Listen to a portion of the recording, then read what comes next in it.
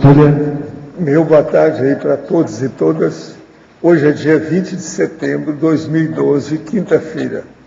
O verbete é de número 2423. Tem 5 páginas, 46 logias e 19 máximos. Eu destaco aí a divisão do detalhismo, tem 14 máximos. O tema é dismorfofobia. A especialidade é parapatologia. Quem redigiu o verbete é a nossa já veterana, jovem veterana, a Lilian, que hoje está sem ninguém aí, só com o amparador, não é isso? Agora, a definição. A dismorfofobia é o medo patológico quanto à imperfeição na aparência somática, geralmente advinda da autopercepção distorcida da consciência homo-mulher perante a autoimagem, devido à insatisfação crônica quanto à própria realidade íntima. O autopensene com predominância no SEM, o materpensene da autovitimização, a preocupação imaginativa e excessiva com a aparência física, causando sofrimento e prejuízo nas inter-relações pessoais, a fobia quanto ao próprio corpo, a angústia perante a suposta deformidade corporal, a obsessão pelo corpo físico, o desassossego ocasionado ao se olhar no espelho e buscar imperfeições. A incipiência quanto ao próprio holossoma, gerando a fixação da consciência na aparência somática.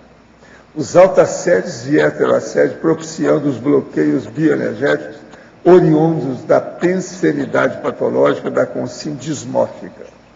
O desgaste energético advindo da neurose com o corpo físico.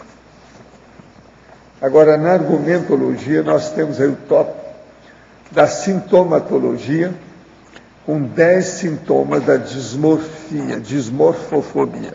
10. Na terapêutica, nós temos 3 especialidades da área da saúde propiciadoras da reestruturação cognitiva e emocional, com o objetivo de superar a dismorfofobia. Agora, na remissiologia, nós temos aí nos 15 verbetes, destacamos 5. Aberração antifisiológica, anti-anatomia humana, beleza, máscara social e vaidade. Frase enfática. A dismorfofobia evidencia insatisfação crônica da consciência diante da realidade intraconsciencial, denotando autopessimismo, a criticidade e incipiência frente à realidade multidimensional. Você possui preocupação exacerbada quanto à aparência física? Você carece de alguma reciclagem intraconsciencial nesse quesito? Eu chamo a atenção que a bibliografia específica tem 10 fontes bibliográficas. Agora, a mega análise aí com o João Paulo são 20 itens. Aparência, autopercepção, autoimagem, distorção, inadaptação. Autoassédio, distúrbio, transtorno, ansiedade, acriticidade. Imaturidade, patopensenidade, narcisismo, perfeccionismo, egocentrismo. Consciência terapia, somatologia, psicossomatologia, parapatologia e holofisiologia. Agora, o verbete hoje do dicionário é amparologia, o argumento é imperativo-lógico. Ele é apenas uma página de síntese do assunto. Agora, a verbetógrafo. Como superar a ansiedade ante a era da aceleração da história que propicia a dismorfofobia e os distúrbios alimentares? Isso está na fatologia, linhas 7 e 8. Aqui ainda fala ainda. Nuance holística e cirurgias plásticas que resolvem esse problema. Não, tudo há solução, né? Tudo tem técnica, né? Então, ante a era da aceleração da história, o que a gente vê? Há um aumento de estímulos. Esses estímulos do ambiente, né, que a gente recebe, são positivos e negativos. Então, vai da pessoa a lidar com esses estímulos. O que acontece com a personalidade que tem o transtorno de dismorfofobia? Com essa, digamos, o aumento da mídia referente ao corpo físico, a beleza, a simetria, a perfeição, isso gera nesse tipo de personalidade um estresse muito grande, uma ansiedade muito grande. Primeiro porque ela já tem um conflito com ela mesma. Então tem algo mal resolvido com ela e que ela expressa isso no próprio físico dela. Então é um problema emocional que ela acaba reagindo de uma forma desproporcional e exacerbado com o corpo físico. Então ela não está sabendo lidar com essa era da aceleração. Então ela pega mais os impulsos negativos para ela e acaba favorecendo apenas os trafares dessa própria pessoa. O que pode auxiliar essa consciência, essa personalidade? Então aqui na terapêutica eu coloco, a primeira coisa que eu vejo, lidando com esse tipo de personalidade, eu vejo que essas pessoas são acríticas, ou seja, ela tem uma baixa criticidade. Então são altamente influenciáveis pela mídia, pelas pessoas, pela sociedade, pelos valores sociais narcisistas, que tem muito hoje em dia. Então essa pessoa, ela há possibilidade dela se desenvolver essa autocrítica. Então aqui tem 3 tipos de terapêuticas. A própria consciencioterapia, que propicia isso, essa reflexão mais aprofundada, mudança de valores e assim por diante. A própria psicologia clínica, que é a psicologia que eu indico, a que eu conheço um pouco mais, é a terapia cognitiva comportamental, e a própria psiquiatria, dependendo do caso em que está essa pessoa. Então vale a pena essa autoinvestigação para ver como que nós estamos lidando com o nosso soma, com o nosso corpo físico, com a nossa aparência, que é a beleza, tentando sempre verificar se está mais homeostático ou nosográfico. Em caso de muitos queixumes em relação ao próprio corpo, à própria beleza, vale a pena aprofundar mais nesse conflito íntimo em relação a essas situações. E aí vem a consciencioterapia. Na parafatologia, linhas 4 e 5, poderia nos falar mais sobre as manifestações das consciências dublês com a para-imagem idealizada de outrem? A bigorexia é um tipo de dismorfofobia? Então, essas consciências dublês, a primeira vez que eu ouvi falar foi com o professor Hernande Leite, num ECP2, onde ele relatou um caso, isso é uma vivência dele, que ele viu extrafisicamente uma personalidade, uma consciência, imitando Elvis Presley. E ele fixou aquilo, ele achou muito interessante, teve toda uma assistência vinculada a isso. Eu coloquei no verbete em si essa questão dessa consciência, ela ter uma admiração ou querer ser outra personalidade que ela acha mais bonita, ou até mesmo mais competente, que ela. Então ela quer ser a outra pessoa. E isso extrafisicamente ela consegue. Então ela se transfigura e se parece com uma personalidade que ela almeja. Então, e aqui eu coloquei associado à dismorfofobia, no sentido da pessoa não aceitar o que ela é de fato, dela sempre querer ser ou ter a representação de alguém externo, para ela se sentir bem. Então isso é interessante. Quanto à outra pergunta, a questão da bigorexia, ela é um transtorno somatoforme e ela não está dentro do quadro da dismorfofobia. Ela já digamos assim, ela é uma outra psicopatologia, mas são aproximadas. Por que aproximadas? Porque quando a pessoa ela tem alguns sinais do distúrbio, do transtorno da dismorfofobia, que é a não aceitação do corpo, ver algo exageradamente crítico em relação a si mesmo, em relação ao corpo, ao soma, ela acaba adquirindo outras patologias, que são os distúrbios alimentares, bulimia, anorexia, e no caso daqui da vigorexia ou bigorexia, Então, que é aquele homem que ele acha que ele não é o forte, Ele se olha no espelho e ele sempre está se achando fraco muscularmente, Então, são aqueles jovens, ou até mesmo adultos, maduros, homens, que buscam sempre academia, tentando sempre ficar mais fortes, mais musculosos, e nunca se acham suficientemente bons ou bonitos o suficiente. Oi, aqui lá no verbete do dicionário, no introdutório, terceira linha, a consinus está de ter método sempre, pois de outro modo não consegue manter a recepção da assistência do amparador exercício de função. Isso. Você pode comentar um pouco mais como que funciona esse mecanismo da metodologia, da disciplina e a atuação do amparo de função ali? Que a hora que a pessoa começa a ter disciplina e organização, é que ela pensa com racionalidade. Se ela pensa com racionalidade, ela vai arranjar método e, portanto, lógica. Aí tem amparador. Aí não vai ter guia cego. O guia cego é irracional. Do ponto de vista emocional, etc., é irracional.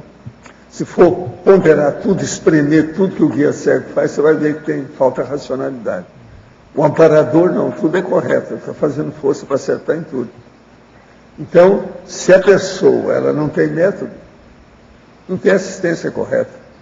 Então, quem tem método, quem tem linearidade, tem cênica, tem assistência. Agora, se a pessoa vive desviando, está alienada, isso é guia cego. É isso aqui que nós queremos falar. Não há amparo aonde tem caos. O caos caotiza. Agora o método harmoniza. Tudo muda. Lilian, na fatologia, a terceira linha de baixo para cima, depois segue, né? O núcleo de doenças da beleza do laboratório interdisciplinar de pesquisa e intervenção social da Pontifícia Universidade Católica, PUC-Rio. Você podia ampliar isso? Esse laboratório ele tem pesquisas referentes à questão do transtorno dismórfico corporal, que são as doenças da beleza, né? Os distúrbios alimentares, a bigorexia ou vigorexia. É interessante que lá na bibliografia, Arlindo, você vai ver, eu acho que tem 2 livros aqui, deixa eu só achar aqui. Com que corpo eu vou, que é da Joana Novaes. Ela é uma pesquisadora da PUC e ela faz, é interessante entrar até na internet, e ela faz inúmeras pesquisas referentes a essa questão desse distúrbio em si que eu estou colocando no verbete. Então, por isso que eu referenciei na questão da fatologia. E vale a pena a gente enfocar, ver essas pesquisas, porque está muito próximo do nosso cotidiano, esses transtornos. Aparentemente, se a gente for ver nas pesquisas, ainda é recente a questão do transtorno dismórfico corporal. Ele é estudado principalmente na questão da psiquiatria e também na dermatologia, pelos cirurgiões plásticos, que eles estão vendo um número crescente de pessoas, mulheres e homens, que procuram cirurgias plásticas ou tratamentos dermatológicos e que possuem algum tipo de transtorno psicológico, tá? Então, é um número muito alto. Lá tem uma taxa, não vou achar aqui, mas tem a porcentagem exata, né? E está crescendo muito o índice desse padrões de patologia dentro da estética. E você sabe se incide mais em homem ou mulher? A proporção está quase igual. É mais em mulheres porque é mais mensurado, elas comentam mais, digamos assim, né? Porém, é muito próximo essa patologia, tanto em homens quanto em mulheres. Agora, um dos sinais claros dessa doença é porque não é relatada, sabe, Arlindo? Então, é muito difícil na clínica você diagnosticar, clínica que eu falo, o próprio psicólogo ou psicóloga, né? Diagnosticar esse quadro. Porque, normalmente, esses pacientes não relatam na primeira vez o conflito que eles têm com o próprio corpo. Então, muitos deles nem aparecem na clínica, eles não chegam na clínica, eles vão buscar a questão da estética, e não o tratamento da sua pensenidade, do seu autoconflito. Eles vão buscar tratamento porque eles acham que é o problema, né? Que é a questão da forma, da estética. Tá? Agora, na efeitologia, na página 2, primeiro efeito aqui, os efeitos profiláticos da autoexposição sadia, contribuindo para a diminuição de distorções autoperceptivas quanto ao soma. Tá. Aqui eu coloquei no sentido de, quando a pessoa ela consegue comentar ou verbalizar para uma outra pessoa, seja ela qual for, sobre o seu conflito, vamos puxar para o verbete, no conflito referente ao seu corpo físico, independente do que seja, isso para ela, já, digamos, é um passo para a questão do autodiagnóstico e do autoenfrentamento. Então, quando a pessoa ela consegue a verbalização, a outra pessoa que está escutando, ela vai conseguir dar algum feedback. Então, ela consegue abrir, digamos assim, mais as suas ideias, as suas convicções referente àquilo que ela acreditava ser o mais correto. No caso, ela está colocando um defeito, verbalizando para a pessoa que ela tem um defeito físico, porque é isso que esses pacientes falam, comentam. Então, para eles não é apenas feiura, para eles é uma defeituosidade. E quando a outra pessoa relata, não, isso não é um defeito, né? Você não está tão assim, né? Várias pessoas têm isso é normal, essa área física é assim, ela começa a verificar, opa, o que está acontecendo? A outra pessoa não está vendo isso, né? Então, essa autoexposição sadia proporciona, sim, um aumento, digamos assim, de uma racionalidade dessa pessoa. Não estou dizendo que isso vai bastar para o tratamento, mas é um início, tá? Como essas pessoas, a característica é não verbalizar, é ficar com esse autoconflito, então sempre para ela, tudo vai comprovar a pensinidade negativa dela.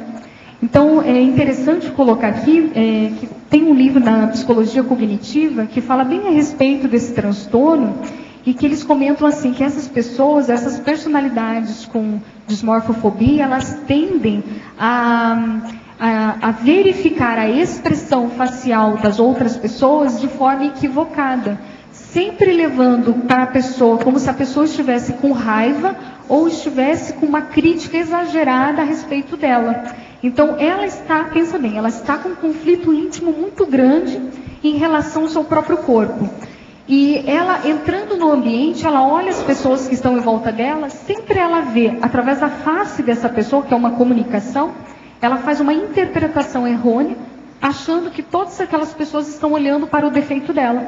Então, sempre ela está achando que as pessoas estão com raiva, que ela não está sendo aceita, né? Uma vitimização muito grande. É nesse sentido, não sei se ficou claro. Claro, obrigado. Mas, Lília, só um pouquinho. Ô, Lília, mas é falado, você fala que isso não é excesso de autocrítica da pessoa, né? Você pode repetir? Eu não tô, aqui o som está abafado. Você falou que não é um excesso de autocrítica que faz isso daí, né? É ao contrário, né? Falta autocrítica nessa pessoa, né? E a insatisfação crônica quanto à realidade íntima, então, é uma insatisfação que se justifica? Olha, essa baixa autocrítica, o pensamento dela, a crença dela, a convicção que ela tem um defeito é tão grande que ela não consegue ver outros fatos, tá ok? Nesse sentido, ela não tem autocrítica de verificar por ela mesma quais são as possibilidades que estão favoráveis ao que ela está pensando ou não. Ela não tem isso. Ela não pensa, ela é totalmente, ou é 0 ou é 80. Ou eu sou bonita ou eu sou feia. Então ela já está imersa numa patologia psíquica, digamos assim, né? A psicologia dela, a forma dela pensar já é equivocada. Então a crítica em relação a ela é exacerbada no sentido negativo. Então ela sempre, uma das características também é um pensamento pessimista, que pode vir a causar a depressão, tá? Então essa pessoa, quando ela vai se olhar no espelho, a tendência dela é vitimizar-se, se colocar para baixo, por isso até no verbete tem a baixa autoestima, tá? E a questão de sempre ver um defeito nela. Então a crítica é muito exacerbada. E toda crítica exacerbada, ela tem muita emoção vinculada. Estou sendo peremptória nesse sentido toda, né, que é carregada. Tá? Então aquele conflito mais emocional da pessoa, ela não está conseguindo racionalizar de uma forma melhor ou de uma melhor maneira, tá? Com aquele problema para solucionar. Não sei se ficou claro. Se não ficou, eu posso dar alguns exemplos. A dúvida é só assim, a dismorfobia está ligada ao corpo, mas isso é só uma casca, superfície. Isso. O problema é a insatisfação crônica contra a própria realidade íntima. Essa insatisfação não é, talvez, assim, bem conhecida pela própria pessoa. Isso. Porque ela transfere isso para o soma. Normalmente, essa pessoa ela não está consciente do problema dela. Tá? Então, normalmente, ela acha normal ter esses queixumes com o corpo, ficar se olhando no espelho muito tempo, ela perde tempo com isso. Vamos pensar assim, ter algumas preocupações com o corpo é normal, digamos assim. Todo mundo tem uma certa preocupação com a própria beleza. Porém, quando se fala de patologia, essa pessoa está exacerbando isso e está comprometendo em algum nível a sua convivência com as demais pessoas. Aí sim torna uma patologia. Então é aquela pessoa que ela não pode ver algum reflexo de sua imagem, que ela tem que parar e ela começa a se mensurar nesse espelho. Então ela chega a ter algumas formas, alguns rituais na maneira dela se manifestar, muito parecido com os transtornos obsessivo-compulsivo, que é o toque. Então ela começa a medir cintura, coxa, braço, começa a verificar personalidades que ela acha de fato bonitas, principalmente atrizes, atores, e que ela vê alguma medida na mídia do corpo deles, ela começa a comparar ela com essa pessoa que ela tanto almeja chegar. Então isso começa a criar uma obsessão. Aí sim nós estamos falando de uma patologia, ok? E ela não tem essa lucidez de que essa forma de pensar está sendo prejudicial à sua saúde e à sua convivência. E quando eu falo convivência, essas pessoas, elas tendem a se isolar. Por que se isolar? Porque elas acham que as pessoas estão reprimindo, que elas estão olhando para ela. Na verdade, ela está se colocando como no centro das atenções, devido à sua forma de pensar equivocada. Então, ela começa a se vestir tentando tampar as áreas do corpo em que ela não gosta, ou que ela acha defeituosa. Então, no caso das mulheres, tampa o seio, usa saias largas para tampar a coxa, e assim por diante. Cabelo, né? Homens se preocupam nessa patologia, a questão da calvície, né? Então, eles tentam qualquer tratamento estético para, digamos assim, diminuir, né, a questão da calvície, sendo que ele não tem a predominância nisso, então por isso que é uma patologia. Ele aumenta, ele tem uma lente de aumento patológico em relação a ele mesmo. Lília, você faz uma correlação da autocobrança negativa com a inveja. Eu acho que tem a ver com isso que você está falando, né? Sim. Fala mais um pouco. O que a gente vê dentro da psicologia é que essas pessoas, elas têm uma característica, esse ciúmes, né? O ciúmes já é patológico, mas é muito mais exacerbado nessas pessoas. Por quê? Elas sempre estão se comparando. Então, elas sempre têm um olhar mais externo do que interno. Então, as mulheres, elas tendem, com esse transtorno de dismorfofobia, elas tentam a se comparar. Então, como eu falei que elas se comparam com a atriz, né, com o ator, e assim vai, no meio da onde ela está trabalhando, no seu meio social, ela sempre está se comparando. Então, ela vai, tem outras mulheres no meio, ela começa a olhar. Opa, a coxa daquela, o rosto daquela, o cabelo daquela, e elas fazem a autoavaliação. Então, opa, eu não estou tão bonita quanto. E então, aí vem os ciúmes, né, a questão da vaidade exacerbada, a inveja, e assim por diante. Vai puxando, né, um ciclo patológico. Lilian, ainda nesse assunto, quando tu conhece uma pessoa que se porta assim, como é que tu ajuda ela a melhorar desse jeito? Olha, porque é um problema. Tu é amiga da pessoa, tu não enxerga esses efeitos que ela enxerga. E tu tenta mostrar que não é bem assim. Se tu tem a coxa larga, se tu tem o cabelo castanho, tu queria ser loira ou coisa assim, tu mostra que ela é assim e ela é bonita desse jeito, mas às vezes ela não enxerga. Como é que tu ajuda ela a enxergar? O que eu já vi dentro da minha vivência, que eu atuei um pouco na área de estética dentro da fisioterapia. Eu até escrevi esse verbete referente a algumas pacientes que eu tive e que elas tinham, ao ver assim, superficialmente, elas tinham alguns sinais desse transtorno, né? E que por isso eu quis investigar um pouco mais e escrevi o verbete. Para essas pacientes, eu verificava que era o melhor, o que dava mais, que era mais assertivo, era você ser mais dura e impactante na informação. Então, o que seria isso? Eu mostrava jornais, revistas que impactavam ela. com aquela realidade. Então, pegava quadros de anorexia, bulimia, ou até mesmo do que acontecia quando a pessoa exagerava em plásticas faciais, né? Que tem casos aqui, se você vê na internet, transtorno dismórfico corporal, verdadeiras transfigurações de rostos, por causa da obsessão da pessoa. A pessoa fica transfigurada. Então, ela perde a forma mesmo, ela fica, digamos assim, com uma estética horrível, né? Então, devido ao tentar alcançar uma estética, ela acaba ficando sem, digamos, nesse sentido. Então, o que eu já vi é isso, é uma impactoterapia nesse sentido. E colocar limites para a pessoa. Se ela quer aferir ou aferir, falava, isso está dentro do padrão normal, papai mostrava, índice da massa corpórea, índice, tá? Você tem que criar um raciocínio lógico para essa pessoa. E, claro, indicar daí tratamento, porque a gente não pode fazer tratamento, né? Assim, nesse sentido. Mas indicar psicoterapia, indicar psiquiatria e falar, o caso é grave. Aumentar a dose nesse sentido para que não ocorra o pior. Tá, mas e quando a comparação não é só com atrizes ou atores, é mais interna, até com pessoas da família, quem sabe?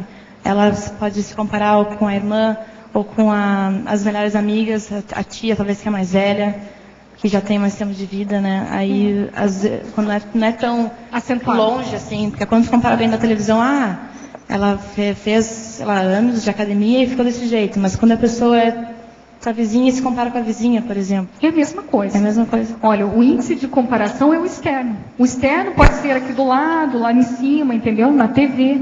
Essa forma exacerbada de comparação com o externo já demonstra alguma psicopatologia, em vários níveis. Então, mostrar isso para a pessoa, que valorizar o interno dela nesse sentido, é isso que eu estou tentando colocar, né? Então, sempre eu vejo que o melhor é fazer essa terapia mais, assim, esse tapa na cara. Independente se for, não, o nível é pequeno, desse lock externo, né? Dessa observação mais externa. Mas você já tira o mal pela raiz, né? Esse é o meu ver, o meu jeitão de avaliar a situação. Trabalho com um procurador deficiente visual. Meu trabalho consiste em triagem dos processos, leitura dos autos judiciais em que ele vai se manifestar. Às vezes também escrevo cotas que ele dita nos autos para depois assinar. Tudo que facilite o trabalho dele. Gostaria de saber se esse tipo de trabalho é TACOM ou TARES.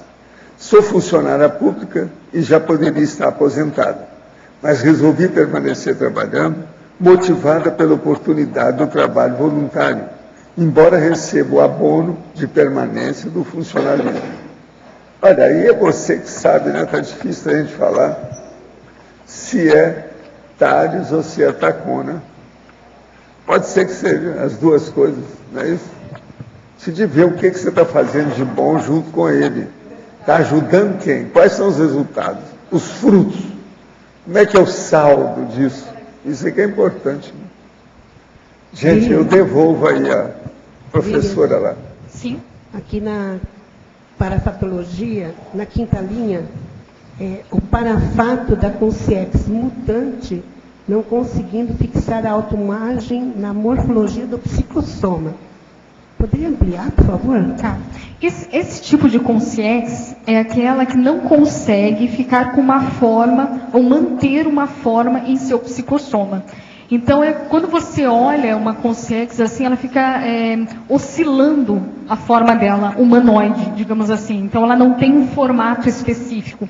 Devido ao quê? Devido à própria pensinidade dela. Então, ela está mergulhada numa confusão mental, não consegue criar ou ter uma identidade pessoal, e isso transfere-se para o psicossoma dela. Então, vamos pensar assim, uma consim agora, né? Vamos pensar na consim, que tem um quadro de transtorno dismórfico corporal. Então, ela tem o quê? Uma pensinidade pessimista, né? Negativista, com uma crítica exacerbada em relação ao seu próprio corpo. Então, ela não aceita a sua estética corporal, independente do nível que for isso. Então, essa consciência, ela não consegue superar essa sua deficiência aqui no intrafísico, quando ela dessoma, isso vai piorar, ao meu ver. Então, ela vai levar esse problema, digamos assim, adiante, e extrafisicamente isso piora no sentido de, como lá é mais rápido, o pensar, né, as próprias questões das energias, então ela fica obnubilada e essa forma extrafísica ela não consegue adquirir. Então ela fica imersa na sua patopensenidade. Né? E essa pensenidade ela mostra, através dessa morfofisiologia, né, dela, que ela está nosográfica, que ela está patológica, é nesse sentido. Ficou claro? Ficou sim, obrigada. Tá. Lilian, você não acha assim que a sociedade alimenta muito isso, né? Então a gente tem que ir para a academia, tem que malhar, tem tanto coisa para fazer a mulher, principalmente eu acho que a mulher, acho que o homem não tem tanta essa preocupação, né?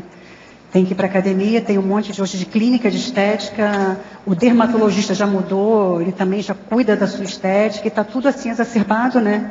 Então, por exemplo, você estava falando das meninas, hoje em dia tem sites de adolescentes que adoram serem anoréxicas, é a moda, elas se acham o máximo, né? Elas falam, tem um nome, Mia e Ana, né? Exatamente, Mia e Ana, bulimia e anorexia. Então, tem um processo social aí que tem que ser estudado, né? Tem uma coisa interessante que você falou, que dentro de um texto que eu li, que eles, uma crítica, né?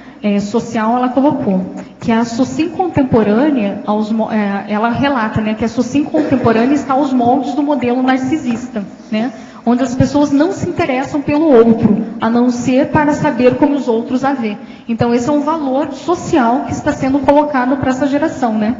E esse valor social vai contribuir para a disseminação da própria dismorfofobia, como para os transtornos alimentares. Então há de se ter educação crítica a esses valores que estão colocados, né, na mídia e, enfim, né, na sociedade patológica de uma forma geral. Lilian, aprofunda um pouquinho, fala um pouquinho mais isso aqui na página número 3, o teu trinômio aqui agora já aplicado na resolução da dismorfofobia. No sentido de diagnosticou, tem algum traço que você tem algum queixume em relação ao corpo físico, em relação à beleza, vamos lá, vamos trabalhar aqui agora e já. É esse o sentido, tá? E quando eu falo assim, tentar mensurar quais os nossos problemas. O que eu quero dizer com isso? Claro, se a gente pegar nós da Conscienciologia, né, intermissivistas, ou que estamos estudando, né, a consciência em si, talvez a gente, dentro do nosso grupo, a gente não tenha pessoas com transtorno de dismorfofobia. Porém, temos alguns traços com o nosso desconforto ou mal-estar referente à beleza. Então, estou tentando aprofundar os níveis de patologia. Então, a dismorfofobia é a patologia, digamos assim, nível maior. Agora, vamos tentar ver um nível menor disso. Será que nós temos alguma coisa referente à nossa estética? Ou nós estamos plenamente harmônicos e satisfeitos com o que nós somos de fato e o que nós mostramos sermos? É isso que eu quero dizer. Então, eu estou enfocando os vários níveis. Então, se for para ficar homeostático, vamos lá, agora já, né? Então, o que nós temos, vamos identificar e vamos solucionar esse problema. Ok, obrigada. Eu gostaria de colocar, se não tem nenhuma pergunta, que eu trouxe alguns cosmogramas, só para a gente pensar a patologia, né? Tipo, pensar um pouco mais sobre essa patologia. Na China, as chinesas almejam ser mais altas, porque elas querem ser que nem a Gisele Bündchen, né, do Brasil, que é a upper model, né?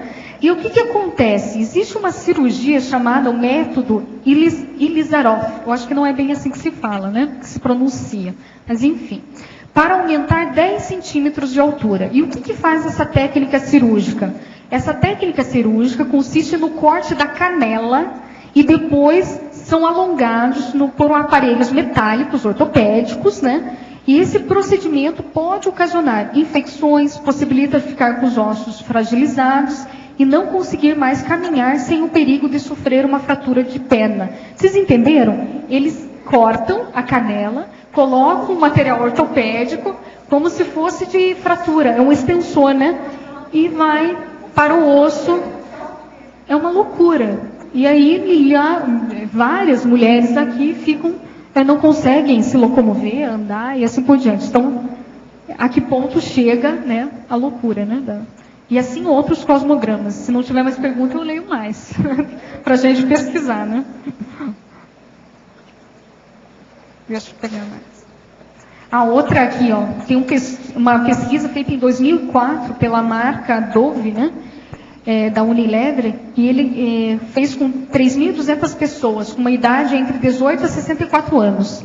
Verificou-se que as brasileiras estão insatisfeitas com o próprio corpo. Para 13% dessas brasileiras, apenas as top models podem ser de fato consideradas bonitas. Olha, o exagero, né? Lilian, oi? Só para complementar essa informação que você deu das mulheres chinesas, sim, essa cirurgia é feita no Brasil também. Ah, deve ter sido. Eu sei de um caso de um rapaz em Goiânia que tinha 1,80 m de altura e ele quis fazer a cirurgia. Que situação, hein? E lá é feita essa cirurgia. Lá para ficar mais alto. Que a família era de pessoas altas e ele se achava baixo por ter 1,80 m e fez. Nossa, baixo 1,80 m, né? Para vocês verem como que é a pensanidade, né? Patológica, né? Miriam, aqui na letra A.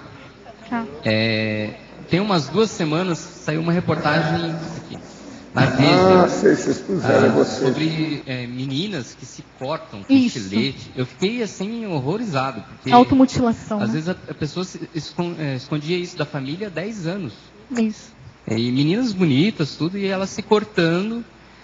Eu até fiquei pensando, até que ponto, tudo bem que tem uma abertura da própria consciência, mas até que ponto também não tem assédio, heteroassédio, que fica com inveja ali porque a menina está com soma, né, às vezes bonito, e promove isso, né. Eu fiquei assim... Muita coisa nesse sentido, que é suicídio lento. São pessoas, risco maníaco, que têm tendência a suicídio. São essas que querem fazer 22 plásticas. Eu já vi mulher, já tinha feito 22 plásticas. Quer dizer, tudo é doido. Entende? Isso é tendência ao suicídio. O parapsiquismo é um atributo consciencial ou atributos veículos da consciência. O parapsiquismo é um atributo do discernimento da consciência. Quer dizer, do paracérebro dela. Como retirar o ranço misto dos fenômenos parapsíquicos e mostrar de forma mais natural, ou seja, mais inerente à consciência holossomática? Através de tudo isso que nós estamos fazendo aqui, falando a verdade na cara, o que não é fácil, é muito antipático, mas é o jeito. Olha bem como é que nós fazemos. Leia a enciclopédia da Conscienciologia. Professor, poderia aprofundar no DAC, página 70, Lucidologia, o ato de desvendar a personalidade e a atividade do amparador extrafísico? Existem amparadores para preceptores.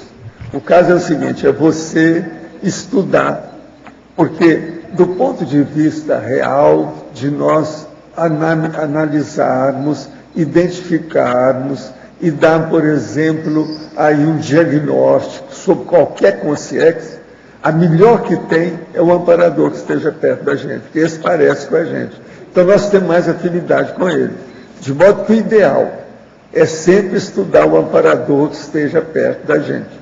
Com esse, você vai ter uma ideia do resto, da para-humanidade, de tudo mais. Professor, poderia comentar mais sobre extrapolacionismo? Como ocorre e quando podemos ter certeza dele? Ontem recebi um banho energético, senti que o amparador ficou rondando em torno de mim para gerar um estado vibracional. Nisso recebi a sugestão mental de procurar minha ex-namorada. Fiz isso, mandei uma mensagem pelo celular. Adormeci e sonhei que ela queria reatar o namoro, mas ela ainda não respondeu a mensagem. Pode me explicar se foi um extrapolacionismo? Não, se de ver o resultado disso, o que é que vai dar, né? Vamos ver com o tempo. O que é que vai dar para ver? Agora, tem uma coisa que você não falou. Você estava se sentindo bem ou não? Se era amparador, você tinha que estar se sentindo bem. Olha bem como é que era. Seu bem-estar era confortável, sadia a sua condição? Gostaria de sua ajuda, pois sou uma pessoa compulsiva, diagnosticado com TOC. E ultimamente tenho perdido o senso crítico para várias situações. Tenho nojo de tudo, não posso encostar em nada que a compulsão me obriga a lavar esse local, inclusive em relação às pessoas. Iniciei tratamento com psiquiatra, mas ainda não obtivemos resultado. Sábado, no dia 15 de setembro, bati em nosso carro, pois não dei preferência ao outro motorista, uma vez que eu estava na via principal. Essas situações causam sofrimento e afetam todas as pessoas do meu convívio social. Olha, eu acho que seria bom você ver uma psicóloga especializada no assunto. A terapia cognitiva comportamental tem muitos resultados, assim... Eu não posso falar nisso, positivos. porque a minha mulher é especializada aqui no Paraná. Procura você, então. Tem um monte delas aí. Ela vive tratando desse povo todo, homem, mulher, mas gente, a técnica em si, ela está sendo muito eficiente, comprovada em toque e outras... Não, a psicologia ajuda demais. Um certo processo. Se a pessoa quer melhorar, ele aí precisa disso. Agora, ele é de Belo Horizonte. Mas deve ter lá. Lá tem, sempre busca tem. Na internet, terapia cognitiva comportamental, profissionais, e vai ter uma saída. É uma saída. Vamos em frente. Ô Lilian, aqui eu queria perguntar. Essa falta de autoconhecimento da pessoa que gera essa possibilidade de ter essa disfunção, né? Você acha que fazer perguntas para a pessoa a respeito dela mesma, no sentido de fazer com que ela encontre trafores, pode ajudar essa pessoa? Eu vejo assim, poderia, mas no caso dessas personalidades, eu vejo assim que elas têm uma convicção tão firmes, elas são tão convictas desse pensamento disfuncional que elas não acreditam nas outras pessoas. Tem isso também. Então, se você falar para ela alguma característica positiva da sua beleza, né, alguma coisa nesse sentido, elas acham que você está com ciúmes e que você não está falando a verdade para ela não ser melhor que você ou mais belo que você. É possível. Será que tá? se a gente fizer pergunta para ela, ao invés de dizer para ela, a gente fizer pergunta para ela a respeito disso, ela vai ter que ela própria fazer a visita ao íntimo para poder... Por isso que eu comentei aqui que eu coloquei aqui que na abordagem que eu já realizei e que foi mais assertiva é ser mais impactante no que você vai falar com essa pessoa.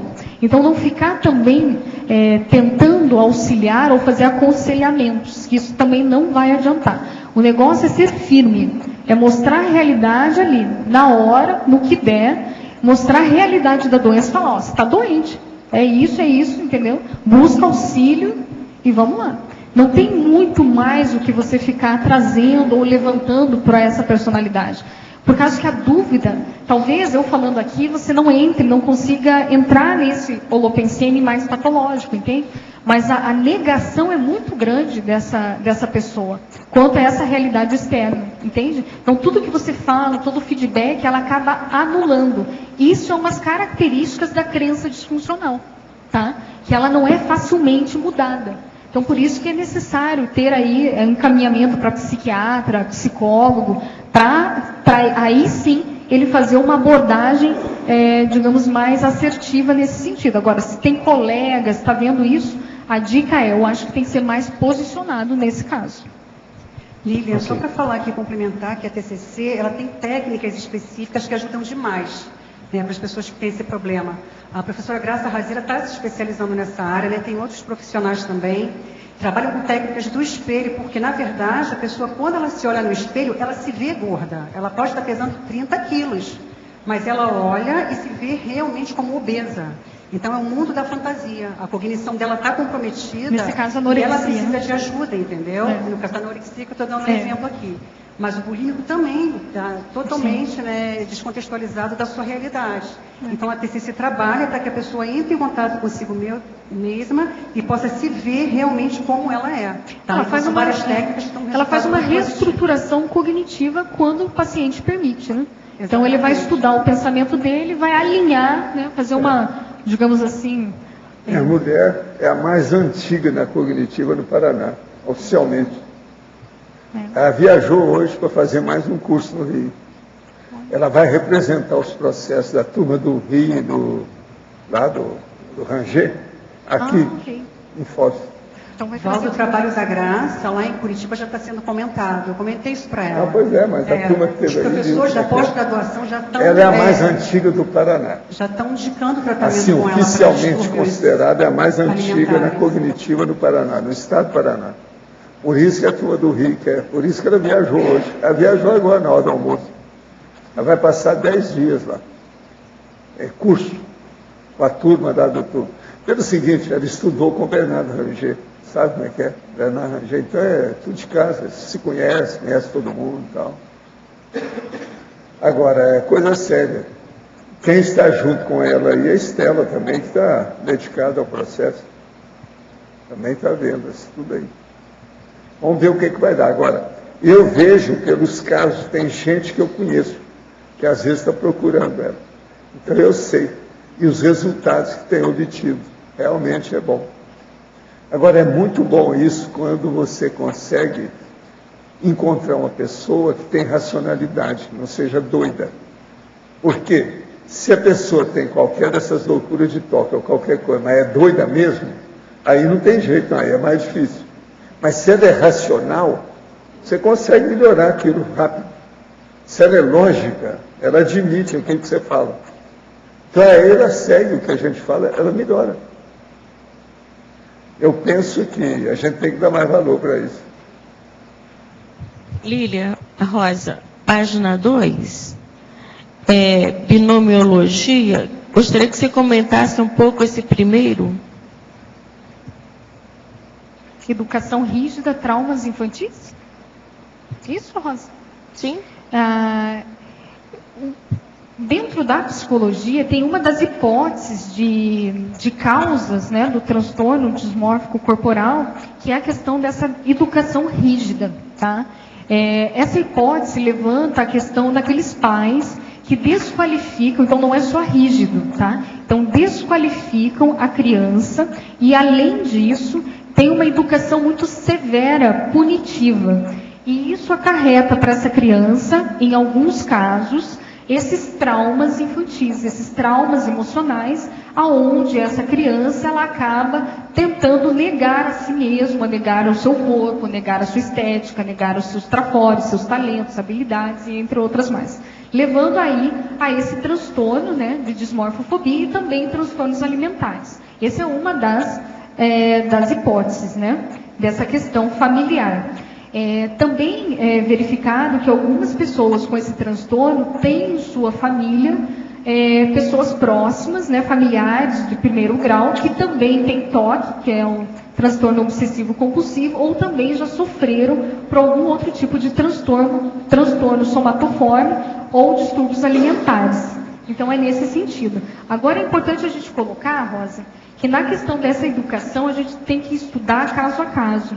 Porque eu já vejo crianças que se passaram com famílias onde pai e mãe, seja lá ou responsável, tinham uma educação severa, punitiva, né? E no sentido de também desqualificavam essa criança. E essa personalidade, essa criança em si não teve nenhum problema. Pelo temperamento dela, pela maturidade, né, que ela teve. Então, cada caso é um caso. Já tem pessoas nessa mesma situação que vão entrar numa psicopatologia. Então, a gente sabe que falar em consciência é muito complexo, né? Então, a gente sempre tem que ver os fatores internos dela, fatores externos de ambiente propiciadores do estresse, né? Mas nem todos esses fatores a gente pode deduzir que vai dar o transtorno em si. Não sei se ficou claro.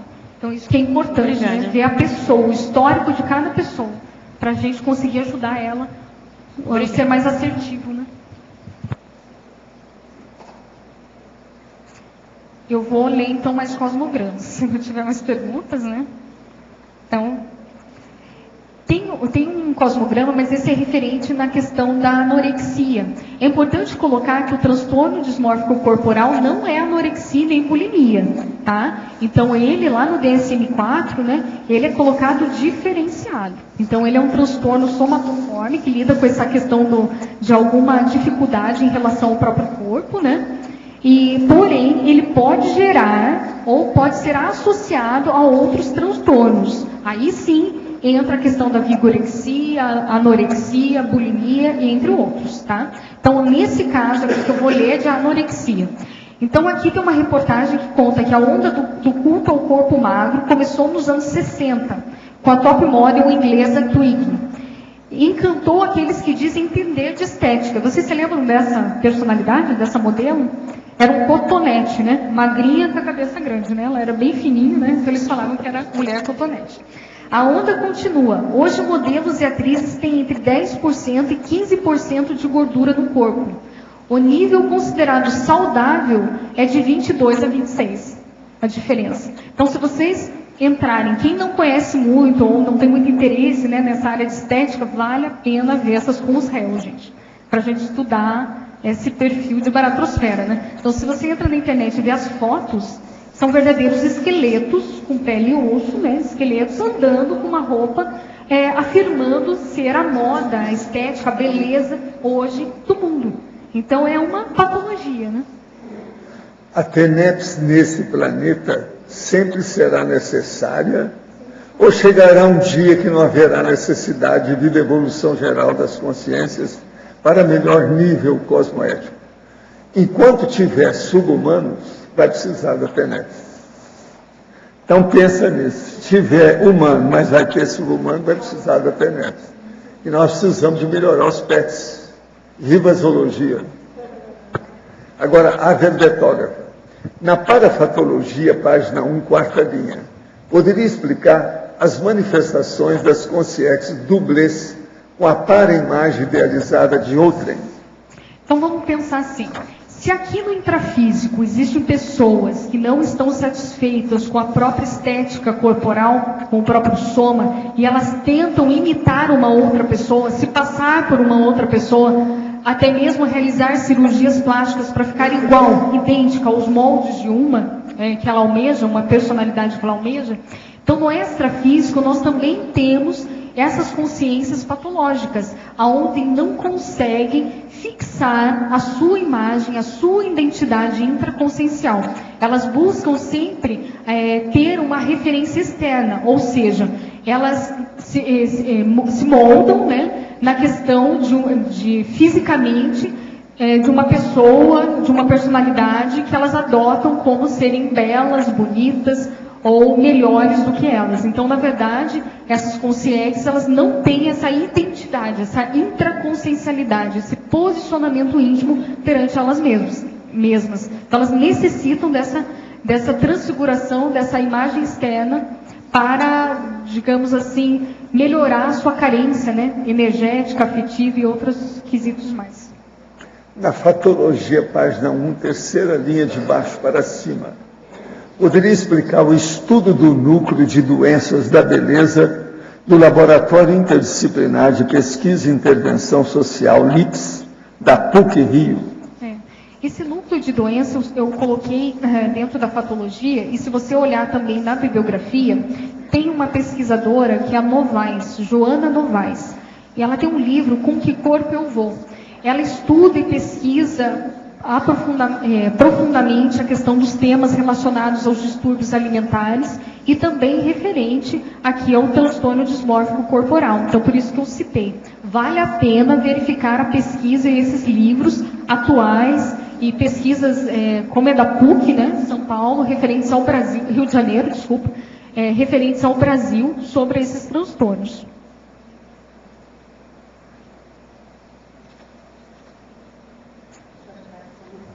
Bom, eu sou carioca, né? Então no Rio o pessoal alimenta muito esse holopensene, né? Então lá tem aqueles desfiles de modelos que são bem famosos, lá na Barra da Tijuca e tudo.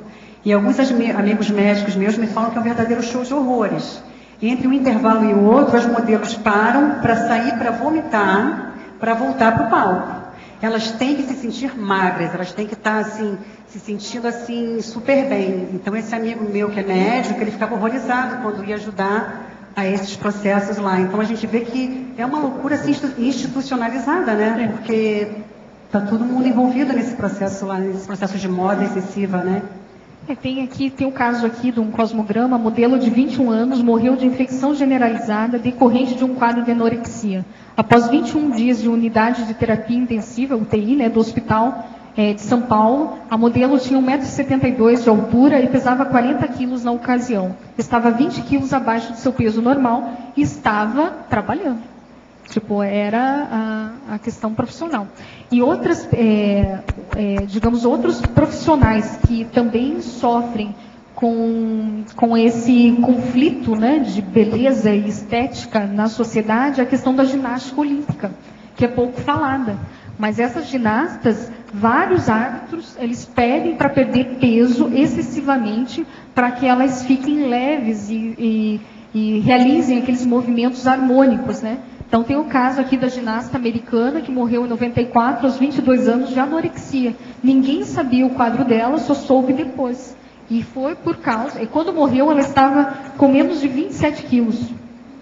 Agora, gente, a loucura, de qualquer maneira, às vezes diminui. Então eu queria mostrar uma coisa para vocês que eu considero das maiores loucuras que já aconteceram na Terra. Diminuiu, mas vamos ver agora para o futuro. Por volta de 1820, havia mais escravos na América do Norte que eu estou falando, do que colonos. Sabe quantas vezes mais? 5. Vocês estão entendendo bem? Quer dizer, os Estados Unidos da América, em 1820, tinha 5 escravos para 1 colono. Estão entendendo bem isso? E eles eram tratados igual bicho, igual animais. Tinha até chicote para acertar os caras. Era chamada escravidão industrial. Agora veja, não é por acaso que George Washington, não é aquele nosso não, tá? O George Washington, em pessoa, era proprietário de escravos. Os nativos indígenas haviam, é claro, sido exterminados em larga escala também. Vocês sabem que nos Estados Unidos a tendência dele era matar os índios todos, né? Acabar com tudo. Agora, era por guerras, pela expulsão de seus territórios e por doença. Mas também em crueldade quanto pela tensão burocrática, detalhes e custos. O único paralelo ao tráfico escravagista é com o transporte para os campos de concentração dos judeus e outras raças inferiores pelos nazistas durante o ano 1930 e 1940. Então vocês vejam, 1820, 1830 eram os africanos nos Estados Unidos. 1930 eram os judeus na Europa. Entende? Agora, eu pergunto para vocês, quem é que estava nisso, hein? Será que aqueles caras eram os outros judeus depois? Como é que foi? Eu não sei. 100 anos depois? Nunca se sabe. Agora, nós estamos fazendo força para em 2030 não ter mais nada disso. Tá certo? Vamos fazer força. Por isso que eu preciso de mostrar a realidade da escravatura. A escravatura da África, quer dizer, a chamada escravos africanos, não era igual. A crueldade maior começou com os americanos e depois aquilo passou para a Europa. A escravidão industrial começou lá com os processos americanos. Os escravos, quem começou com essa escravatura é muito antes disso aí, foi na própria África. Mas eles eram escravos, mas eram melhores considerados, a situação era melhor de viver. Eles mesmos falam, eram geralmente pessoas escravizadas após captura durante guerras ou vendidas para salvar débitos, ocasionalmente como reparação por crimes como assassinato ou feitiçaria. No entanto, historiadores consideram que a prática ocorria originalmente não apenas em escala muito menor, mas também de forma muito menos malévola. Esses escravos africanos podiam ser tratados como parte da família da pessoa por quem era escravizado. Seus proprietários podiam trabalhar lado a lado com eles e compartilhar da mesma comida e do mesmo abrigo. Nas Américas, pelo contrário, o tráfico representou o que tem sido chamado de escravidão industrial. Imensas turmas anônimas de escravos eram mantidas nos campos e usadas para produzir safras de lavoura intensiva como cana-de-açúcar, tabaco e algodão. Seus proprietários não trabalhavam ao lado deles, mas moravam em mansões e empregavam aquilo que o nosso amigo escreveu, a casa grande e a senzala. e empregavam capatazes com chicotes para forçar os escravos a trabalhar até cair. Essa é que era a técnica. As condições eram desumanas e horrendas nas plantações do Novo Mundo. Então, veja, isso aí andou melhorando, mas houve um negócio dos judeus. 100 anos depois. Vamos ver agora se depois de 100 anos, no século XXI, se a situação vai melhorar. Daqui 20 anos, nós vamos ver o que aconteceu. Professor, foi recomendado estudar Nosso Amparador durante o comentário de uma pergunta. Poderia dar algumas dicas e sugestões de procedimentos de como realizar esse estudo ou indicar alguma leitura? Caso essa pergunta seja primária, desde já peço desculpa, mas estou no início do estudo da Conscienciologia e Projeciologia. Não, todo noviço aqui é perdoado até o ano 3000. Pode você estar perdoado. Agora o problema é o seguinte, você pega a enciclopédia da Conscienciologia, que a gente expõe lá muito do processo de entendimento entre o tenepsista e o amparador. E existe também um livro que chama Manual da Tenepsis, que vale a pena você ver para ver o que a gente fala da relação entre a Consim e a Consciex, no caso, o amparador de função, o extrafísico, quer dizer, a Consciex, que é amparadora. Agora aqui, a verbetógrafa. Acredito que, em certo nível, apresenta em meus traços a dismorfofobia. Isso faz com que seja muito preocupado com minha aparência, influenciando em minha autoestima. O problema é que, ao escolher uma possível namorada, também sou muito criterioso em relação ao seu soma, ao ponto disso ser muito conflitivo, pois é difícil conhecer mulheres que me atraiam e valorizem a própria evolução. Até sexualmente isso influencia na minha vida, mas é lógico, né? Isso aí é o óbvio. Isso poderia superar essa dependência do corpo físico? É interessante, você já fez consciencioterapia? Então vale a pena pensar sobre isso, né?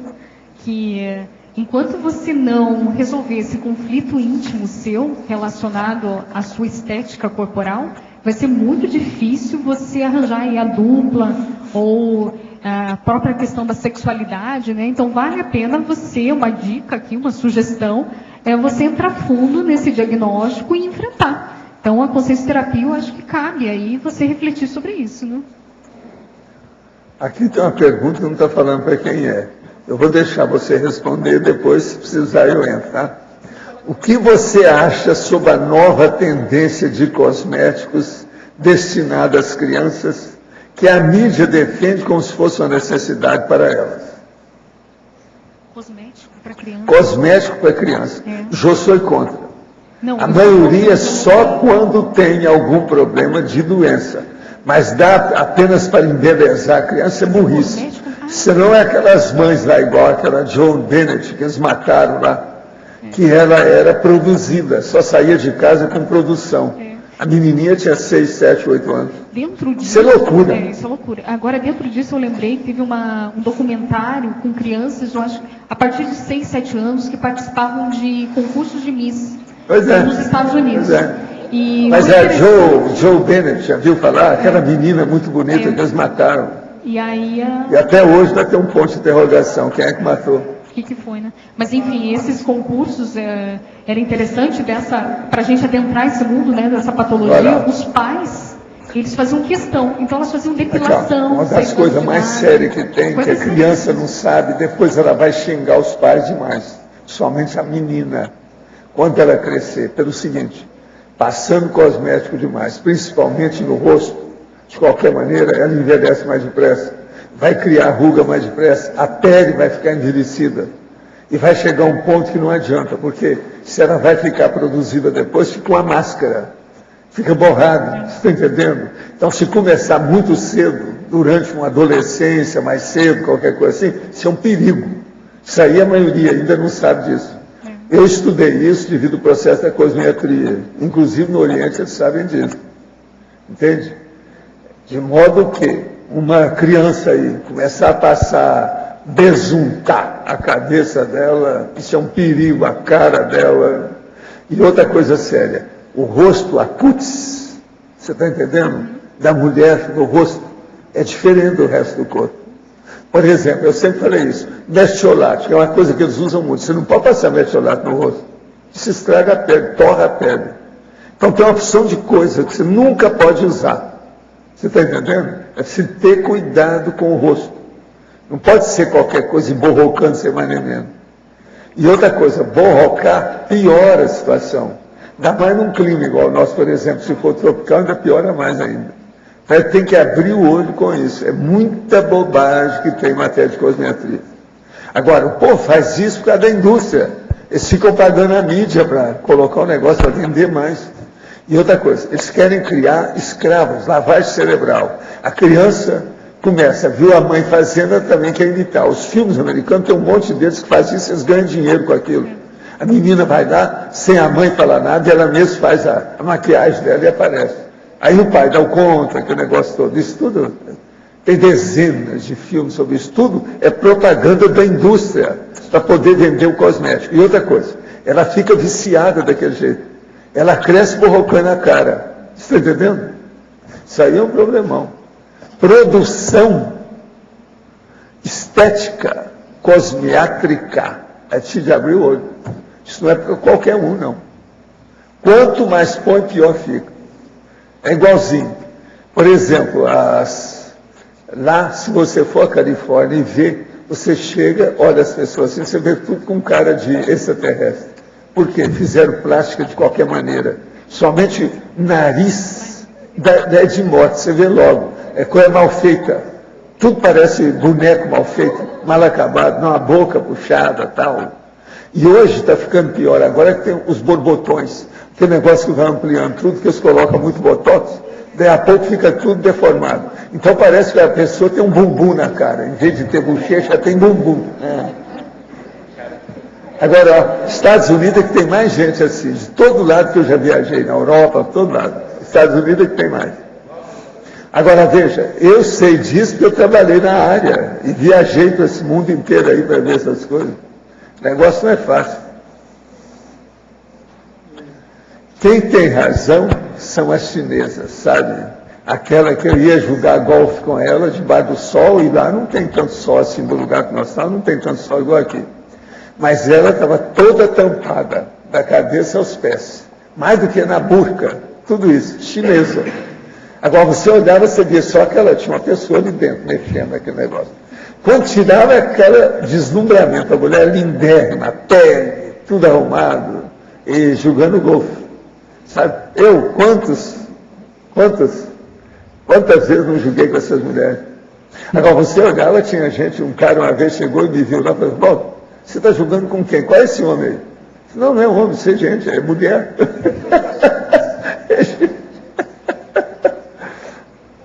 Lilian. Sim. Aqui, Jeff. Na página 2, sinergismologia. Pode falar sobre a primeira sinergismo? Fissura, punição, evidenciando a disfuncionalidade da dismorfofobia. Tá. Então, essa fissura que eu coloquei aqui é uma característica dessa personalidade dismórfica, né? Então, o que seria essa fissura? É uma convicção errada em que ela fica impregnada nessa consciência, né? E esse pensamento, essa crença, essa fissura, ela é altamente pessimista, negativista, perante ela mesma. Então, há uma depreciação, uma autodepreciação muito grande em relação à própria pessoa, e ela se manifesta ou ela realiza ações punitivas para ela. Ou seja, então ela se acha feia, então ela vê que alguma área do corpo não está adequada ou está defeituosa, que esse é o termo mais usado por esse tipo de personalidade, né? Então ela vai criando uma fissura pensênica, que esse ciclo vicioso autodepreciativo vai aumentando, e ela gera comportamentos punitivos para que ela diminua a sua ansiedade. Tá? E essas punições podem ser de vários tipos. Pode ser o que o Will comentou de cortes, pode ser não comer, pode ser ter compulsão alimentar, pode ser realizar cirurgias plásticas e assim por diante, né? Então, cada pessoa ela reage de uma forma diferente dessa punição, Então vira um ciclo patológico. E em vez dessa punição diminuir a ansiedade, é o contrário. Quando ela termina esse ato punitivo, ela vê que não modificou e piora a situação. Então assim vai mantendo essa patologia. Ok. Tem mais um sinergismo. Não é última, ou antes é última, eu não sei o que é isso, né? Penúltima, isso. Sinergismo doente da raiva com a fobia do próprio corpo. É interessante que essas pessoas, elas, com esse conflito íntimo que elas têm, né? Elas têm muita raiva de si mesmas. Então as pessoas, elas têm raiva de si. Por isso que elas não aceitam o corpo dela. Né? Então o corpo, na verdade, é só uma representação. Na verdade, elas não estão aceitando a si mesmas, a sua identidade, de como consciência. Né? Então essa raiva que eu quis colocar, essa raiva intrínseca dela mesma, e que ela contagia, ela reage com essa raiva, se auto-agredindo, se auto-mutilando, entre outras formas. Né? A inveja, os ciúmes, que também foi comentado, também é essa forma de raiva que ela introjeta, né? Dentro dela. Professor Walter? Sim. O senhor pode explicar quais são as características, como é que se caracteriza esse argumento imperativológico, que eu não consegui... O raciocínio imperativológico, como é que é? O argumento, como é que você está chamando aqui? No dicionário do senhor, o título é amparologia e o argumento é imperativológico. Eu queria entender essa estrutura desse argumento. O que eu quero dizer é o seguinte: eu às vezes estabeleço e, vamos dizer assim, estendo o problema do argumento desde que ele começa. Você está entendendo como é que é? Para a gente ver como é que é. Então a pessoa tem que ler tudo para ver aonde nós estamos chegando lá, até chegar na conclusão aqui embaixo. Agora, o processo todo é explicitação do amparo. O argumento aqui é baseado nisso. O amparador extrafísico é igualzinho a você. A diferença é que é ser consciente e trabalhar diretamente a partir do psicossoma. Se a pessoa começar a entender isso, fica mais fácil para ela se inteirar desse convívio direto e íntimo com o amparador. Esse assunto, ele é imperativo. Esse aqui é o argumento mais sério do amparo. É a pessoa entender isso aí. Agora, tal situação gera o abismo da diferença entre você e ele. Ou entre a conscienciologia e a humanologia, ou seja, entre extrafisicologia e intrafisicologia. Nós temos que entender isso aí, não tem por onde fugir. Agora, o problema todo é de com que você se manifesta. Qual é o instrumento, a ferramenta? Qual é o seu corpo? Isso é que é o negócio mais sério. Isso a gente tem que pensar muito. Então, por exemplo, quando uma pessoa se projeta fora do corpo, a coisa já começa a mudar. Isso dá uma responsabilidade para ela. Se ela alcança consciência nisso, lucidez, olha aí como é que o negócio fica sério. Porque, temporariamente, ela está agindo como se fosse uma consciência, até um certo ponto. A responsabilidade aumenta. Quando o senhor, por exemplo, quando uma pessoa aqui está mandando energia para outra pessoa para ajudar a sair de uma doença, alguma coisa. Nesse caso, existe overdose também? Não. Você pode mandar o quanto você puder. Pode mandar. Agora, o problema todo é ver o que é essa sua energia. Se ela é boa, quanto mais energia você colocar no cosmos, melhor. É só qualificar. Agora, se ela tem má intenção, se ela tem alguma tisna, se ela é empesteada, aí o negócio está tudo danado. Então, o problema é ver qual é a intenção de tudo. Essa assistência que está na primeira linha logo, que fala para evitar overdose, ela é mais no sentido de tares, de esclarecimento de conversa, do esclarecimento. Não, e o problema de você não fazer estupro evolutivo também, porque tem a overdose negativa, né? E tem a positiva.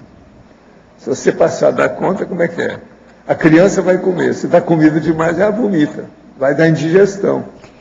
Tudo a gente tem que ver com calma. Esse negócio de dar muito dinheiro, é igualzinho aquele cara lá, eu vi vários casos desses. O cara ficou felicíssimo com o outro, tinha resolvido um problema para ele.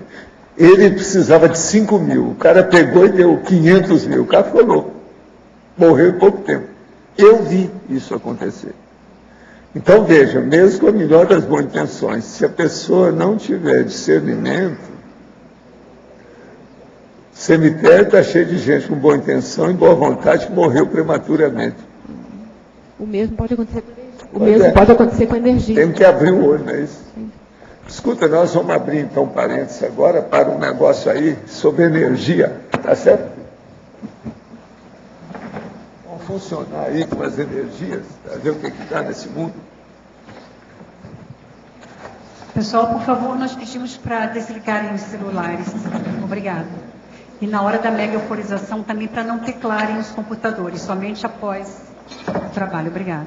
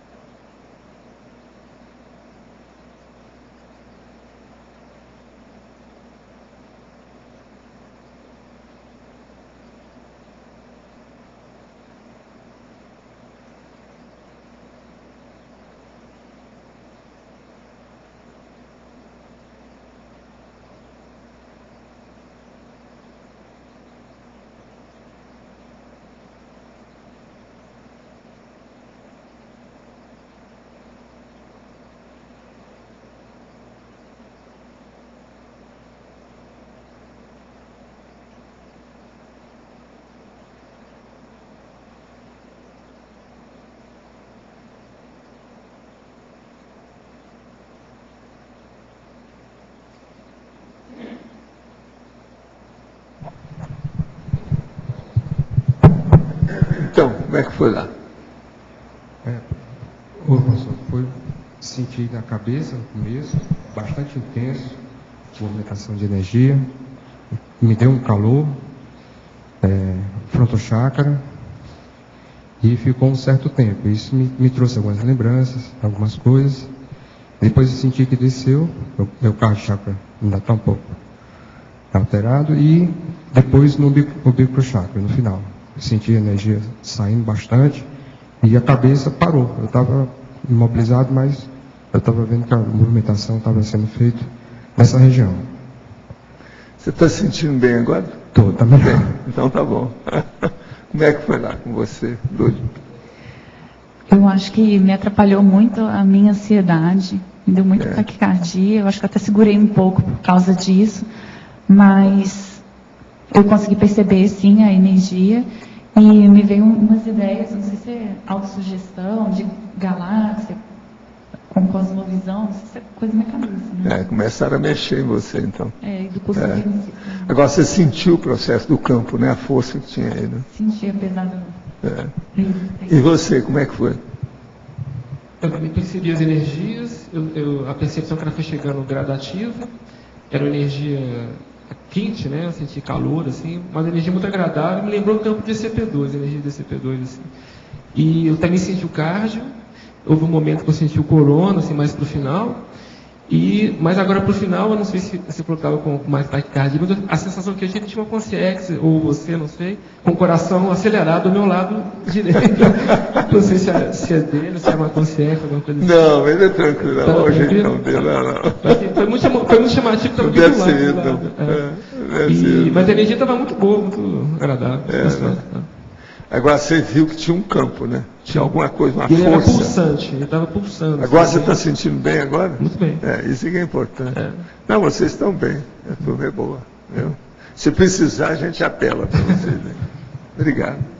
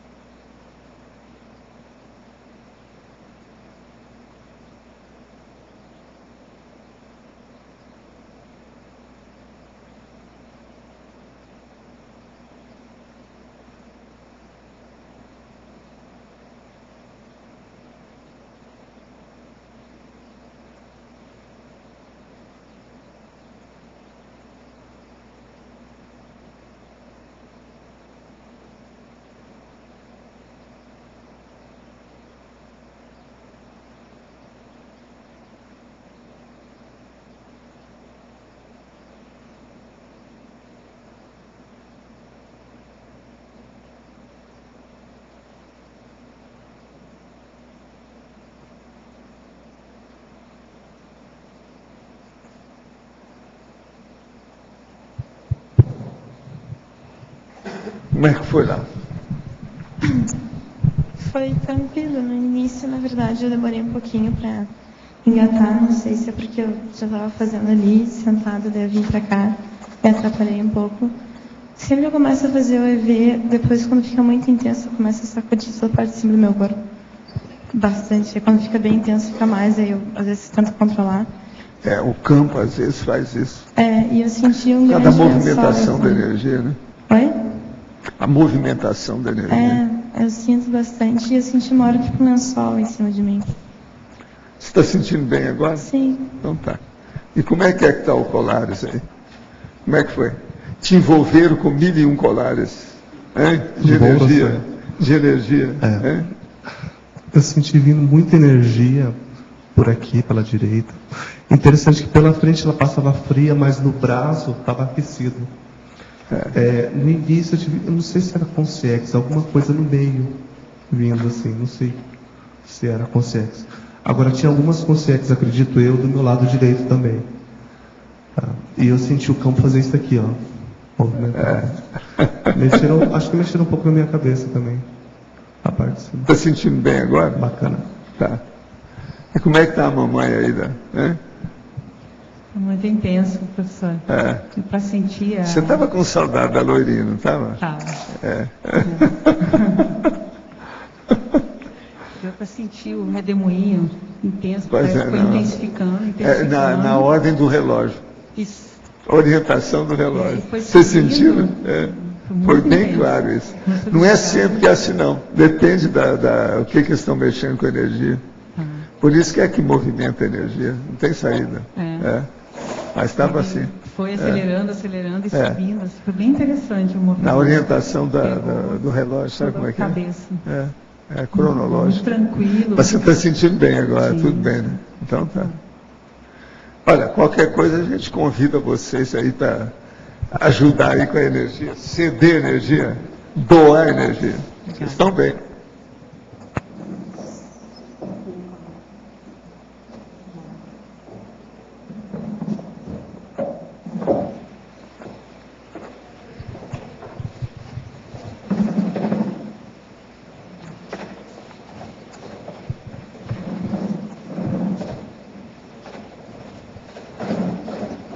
Gente, eu devolvo aí a professora Lilian para vocês, tá certo? Professor Valdo. Leite. Posso? Vai. Eu queria fazer uma pergunta para o senhor aqui a respeito dessa questão no primeiro parágrafo do DAC. A consciência lúcida há de ter método sempre, pois de outro modo não consegue manter a recepção da assistência do operador extrafísico de função. Nós já falamos sobre esse assunto aí também. Então, o problema todo é o seguinte, o que é que você não está entendendo nisso? Eu queria entender melhor, porque eu já vi o senhor falar em outros momentos, que o senhor sempre faz contagem, né, das técnicas, tanto na megaforização, no manual da TENEPS também tem. Como que a gente pode, então, entender melhor isso e aplicar mais essa contagem? Então, chega num certo ponto, você não tem mais muito problema com as consciex. Entende? Você domina qualquer coisa, porque tudo que você pensar já aconteceu. Então, numa condição dessa, você está sendo tranquilo, não tem conflito, não tem nada.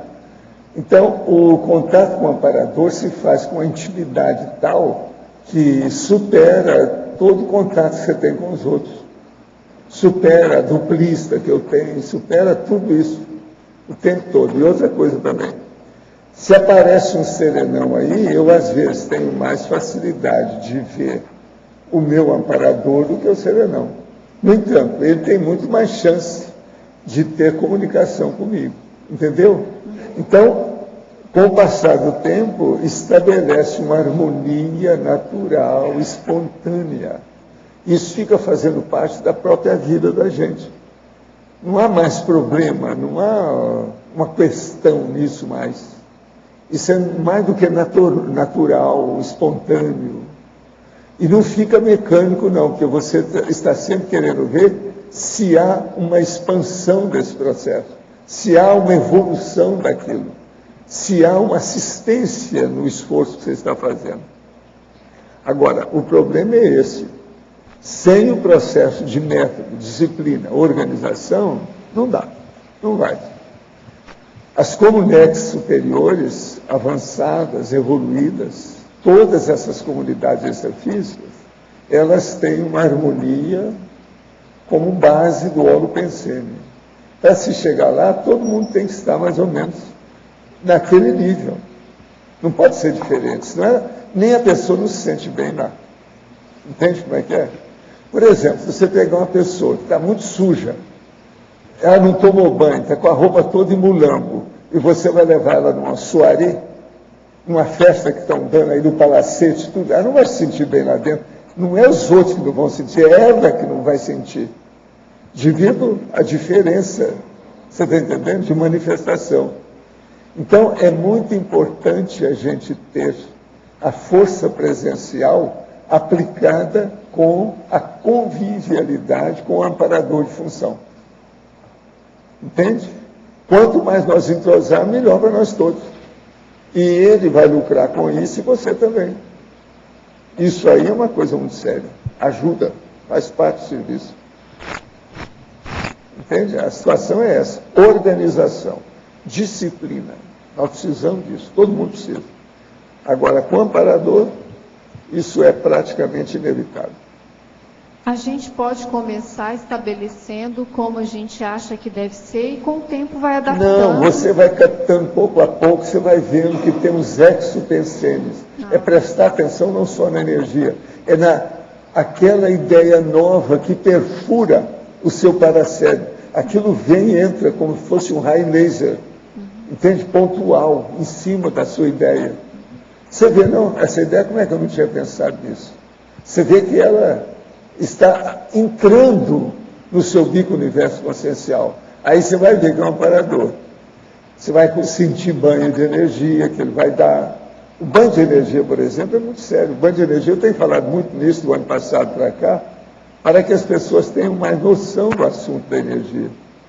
Agora, na TENEPS, isso é automático. Se uma pessoa se dedicar à TENEPS, seja quem for, homem ou mulher, não interessa a formação cultural, não interessa a idade, não interessa nada. Quanto mais ela se dedicar nisso, mais ela vai crescer e mais depressa. Isso é inevitável, faz parte do serviço. Entende? Professor Valdo, o senhor comentou já aqui sobre a questão do abismo que existe entre nós e o amparador, mesmo nós sendo muito similares, né? A questão apenas do veículo. Não, em certas coisas, por exemplo, ele tem muito mais a cuidar do que a gente. Ele, às vezes, está com a recuperação total dos cons dele. Nós não estamos. Pois é, nesse autorrevezamento que há, esse revezamento, nós com os amparadores, é comum ou é incomum? Não, o revezamento é o seguinte, isso pode acontecer, mas não é comum, não. Não é assim, não. Porque tudo depende do max-mecanismo, não é da dupla de amparador amparando, não. É o max-mecanismo. Então, o max-mecanismo mandando é muita coisa diferente. Não pode contar com isso, não. Isto geralmente deve ser a partir da questão de dispersidade, né? Onde ambos já têm mais... mais ou menos por aí. Né? Daí para mais. Ô Vassi, se você puder, eu deixaria falar com você depois da abertura, pode ser? Mas ela perguntou sobre contagem para fazer mensuração das realizações da sua rotina, né? Isso daí é uma coisa que eu não sei fazer direito. É sempre bom a pessoa ver e anotar tudo e fazer observação sobre aquilo que acontece. Então, por exemplo, vai chegando a um certo ponto que a pessoa vai vendo que as práticas da TENEPS, por exemplo, evoluíram, são melhores, você se sente melhor. Agora vai chegar num certo ponto que a pessoa vai ficar ávida, ansiosa para a hora da TENEPS. Isso não é bom. Então a pessoa tem que segurar também isso aí, que às vezes ela pode estar avançando depressa demais, tem que ir com calma. Você está entendendo? Tem gente que às vezes é assim, que fica numa ansiedade, para até as coisas que estão fazendo para pensar só, não, vou esperar a hora da TENEPS. Às vezes ela tem 3 horas, e ela fica, não, estou esperando. Isso aí, o que há? Tem alguma coisa errada, isso não está correto. Entendeu? As coisas têm que ser equilibradas. TENEPS é para quem tem maturidade consciencial. Quem é imaturo é irracional, não dá. Então a gente tem que pensar muito nisso para ter contato com o amparador.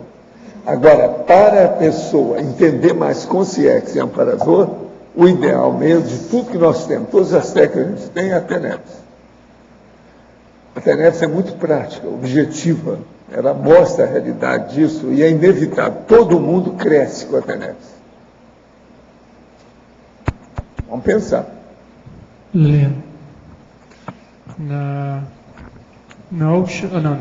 primeira efeitologia, na página 2. Efeitologia, na primeira. Pode falar um pouco sobre isso? Os efeitos profiláticos da autoexposição sadia? Isso? Então, aqui é no sentido da pessoa, ela expor as suas dificuldades, no caso da dismorfofobia, as suas dificuldades referentes ao próprio corpo dela. Então, no momento em que ela relata essas dificuldades, os seus trafares, né, os seus pensamentos disfuncionais relacionados ao corpo, abre uma possibilidade, uma porta se abre para que pessoas possam auxiliá-la a ela. Tá? E ela consiga diagnosticar e até mesmo auto-enfrentar-se com essa patologia. Então, quando a pessoa se abre, eu vou repetir, né, enfatizar, abre-se portas. Né? Então, é muito importante esse momento de cobaia. Né? Então, para essa autoavaliação. Então, a gente necessita, sim, da autocrítica, mas também é necessária a heterocrítica para a gente estabelecer o meio termo, né? De ver como que a gente está, se a gente está passando realmente a imagem, né? Se a gente está saindo, né? Se está desviando, indo para uma psicopatologia, como é que acontece, né? Então, realmente, você abre portas para amparadores também, né? Mas também começa a fechar portas para assediadores, né? Porque você está começando a diminuir a sua outra corrupção, essas coisas, né? Isso. Do que você estudou aí nesse tema, você viu alguma coisa com relação aos sintomas iniciais, por exemplo, que os pais podem ficar atentos para o início desse transtorno na criança ou no adolescente, para eles começarem já a se precaver, né? Ou então procurar já um tratamento antecipado para isso? Tem algum sintoma inicial? Assim? O principal é assim, essa questão do espelho.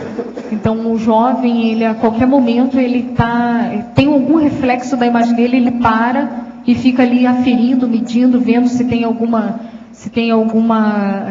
aspecto defeituoso, né? E muitas perguntas referentes ao corpo ou à região que ele considera defeituosa. Então, a pessoa, ela verbaliza, ela chega reclamando, ela tem um queixume referente a algum aspecto do corpo. E isso não é uma vez, é várias vezes.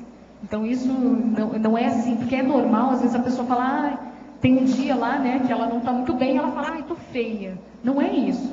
Esse transtorno psicológico, né, psiquiátrico, é algo que vai diminuir algumas atividades do cotidiano dessa pessoa devido a essa questão corporal. Então a pessoa começa a se esconder, ela não se expõe.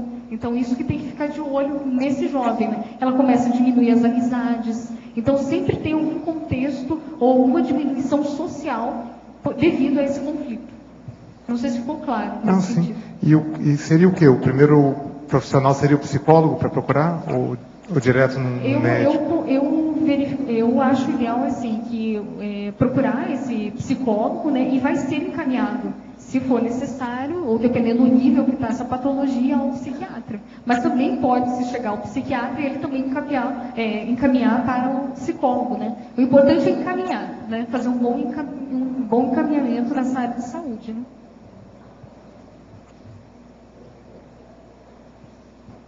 Você não quer fazer nenhuma pergunta para a professora Lilian? Escuta, nós esperamos mais uns 100 verbetes da sua parte, tá certo? Muito bom. Os nossos comerciais, por favor. Obrigado. Hoje tivemos 70 assinaturas no livro de presença, 19 perguntas presenciais e 12 perguntas online. Temos os recados da Patrícia sobre o curso SCP-2 em Buenos Aires, o Eduardo sobre higiene consciencial, a Pilar sobre a conferência online da IAC e o Tiago sobre Evolucim. Agora com vocês, Eliana, sobre o programa Amigos. Boa tarde.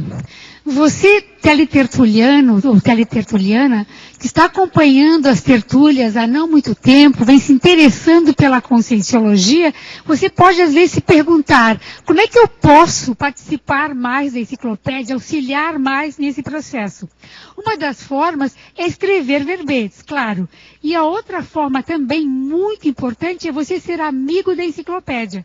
Ou seja, você ser uma espécie de amparador, né, de arrimo financeiro para a manutenção de toda essa mega estrutura de produção da enciclopédia. Entre elas, esse tertuliário com as tertúlias, os verbetes impressos, quando você chega aqui, e esse acesso diário que você faz na sua casa. Isso tudo tem um custo elevado, e que a gente, claro, né, é gratuito, mas uma equipe, um grupo tem que bancar isso. Esse grupo é o Amigos da Enciclopédia. Se você quer dar sua contribuição, estar mais presente, ajudando da forma como você pode, se for o caso financeiramente também, entre em contato com o CAEC. Ligue para o 45, que é o código de área, 35 25 26 52, e obtenha mais informações sobre como se tornar amigo da enciclopédia. Esperamos por você. Obrigada.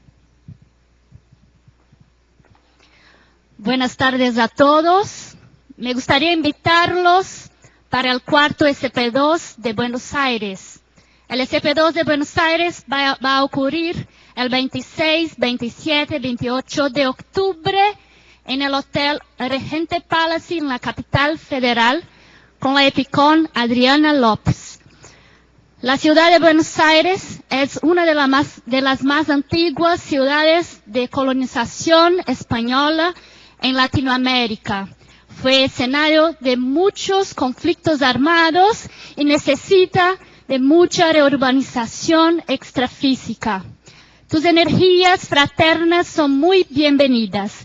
Participe del SP2 de Buenos Aires. Informações no IIPC mais próximo de você, com a equipe de executivo de SP2. Obrigada.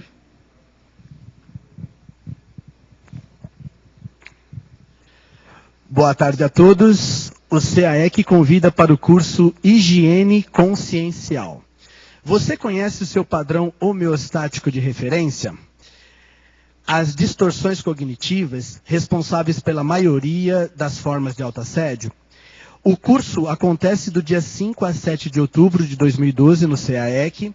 E nós teremos também uma aula sobre os esquemas disfuncionais, isso no sábado. No domingo de manhã nós teremos um campo, que é o campo homeostático de asepsia intraconsciencial. Tudo isso visando a autorreflexão, os autodiagnósticos. O CAEC convida a todos ao curso. Maiores informações na recepção do CAEC, no telefone 3525-2652. Até lá, obrigado. Boa tarde a todos. Como representante da IAC, International Academy of Consciousness, estou divulgando a conferência online e presencial, promovida pela IAC Portugal. Evento gratuito destinado aos interessados em fazer cursos da IAC, e onde permite a conexão pessoal com os professores e a equipa. Tema: múltiplas dimensões. Como me influenciam? Será apresentada essa conferência pelo professor André Chataloff, nos próximos sábado, dia 22 de setembro de 2012. Horário de Portugal, 20h30 às 22 horas. E o horário no Brasil, por Brasília, né? 16h30 às 18 horas. Como participar? Presencialmente, buscar o Centro Educacional da cidade do Porto, a Rua Júlio Diniz, 880, 5º andar, frente. E confirmar a presença pelo e-mail porto@iacworld.org. Se for via online, fazer a confirmação para o e-mail portugalonline@iacworld.org. Repetindo a data, próximo sábado, 22 de setembro de 2012, horário de Portugal, 20h30 às 22 horas, e horário do Brasil, 16h30 às 18 horas. Muito obrigada. Boa tarde a todos os presentes e teletertulianos. A Evolucim, Associação Internacional de Conscienciologia para a Infância, está iniciando suas atividades aqui em Foz do Iguaçu e tem como objetivo, oferecer subsídios ao desenvolvimento integral da consciência desde a sua infância e a recuperação de cons também, tá? Nós convidamos todas as crianças e pais para participarem da oficina de plantio, que será no próximo sábado, às 10 horas, no discernimento. A oficina ela tem como objetivo trabalhar a interação das crianças com as bioenergias através do plantio de mudas da palmeira Jussara, que está em extinção. Esse trabalho já foi feito anteriormente aqui pelas crianças e o objetivo é que elas possam ser replantadas futuramente aqui no campus do CAEC e no discernimento também. As inscrições elas podem ser feitas pelo telefone 99080389 com Flávia ou no próprio dia. Tá? Maiores informações podem acessar o site www.evolucim.com.br. Obrigado. Para amanhã teremos o verbete Padrão Homeostático de Referência. A especialidade é Parasepsiologia, de autoria do professor Eduardo Martins. Obrigado pela sua presença e até amanhã.